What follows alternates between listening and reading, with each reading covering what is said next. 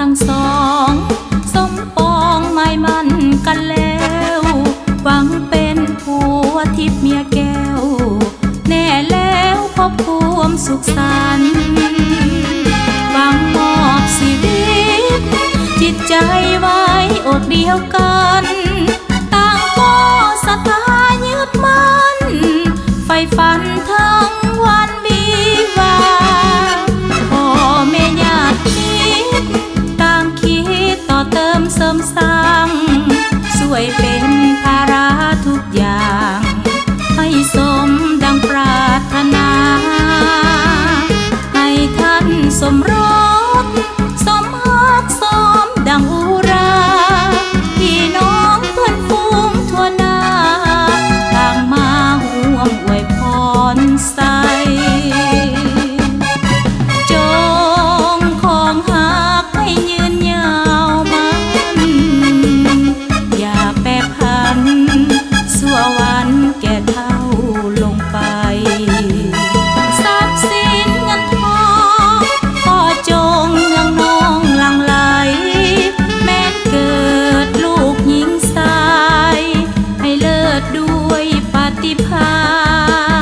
ณ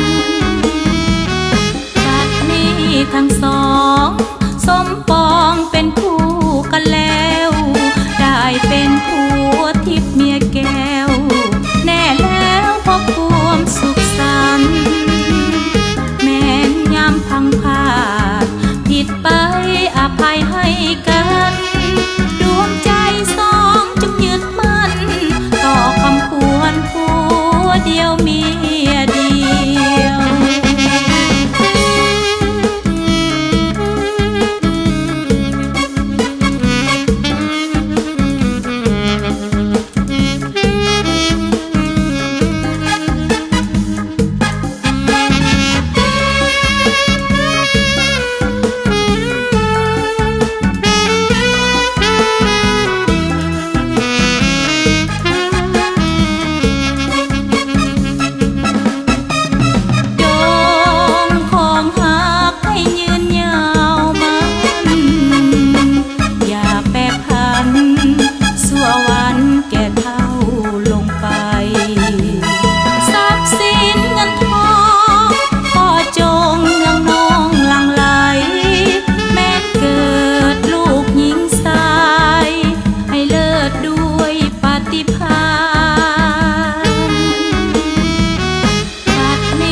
ทั้งสอง